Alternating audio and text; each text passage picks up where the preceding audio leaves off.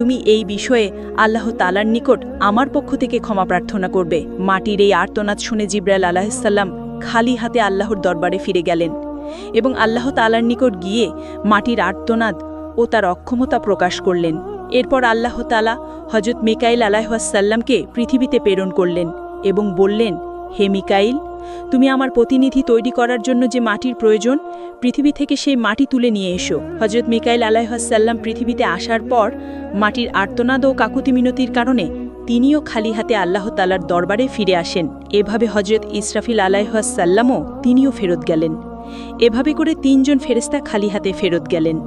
অবশেষে আল্লাহ রব্বুল আলামিন হযরত আজরাইলকে পৃথিবীতে প্রেরণ করলেন।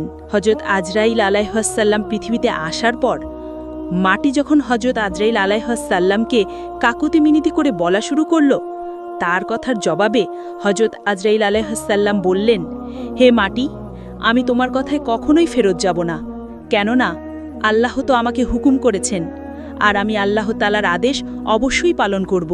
এই কথা বলে তিনি পৃথিবী থেকে মাটি উত্তোলন করলেন এবং আল্লাহ তাআলার দরবারে ফিরে গেলেন।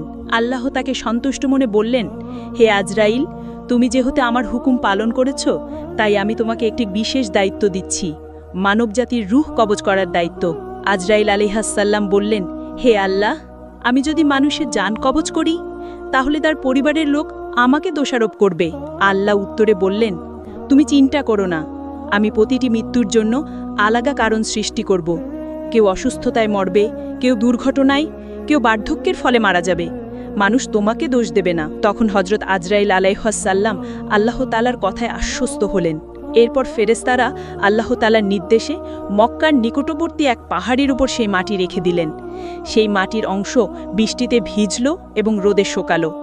এভাবে কয়েক বছর অতিবাহিত হওয়ার পর আল্লাহ তাআলার কুদরতি কারিশমায় হযরত আদম আলাইহিসসালামের দেহের আকৃতি গঠিত হল। তখন আল্লাহ তাআলা হযরত আদম আলাইহিসসালামের এই দেহটিকে বেহেশতে নিয়ে যাওয়ার জন্য ফেরেশতাদের আদেশ করলেন।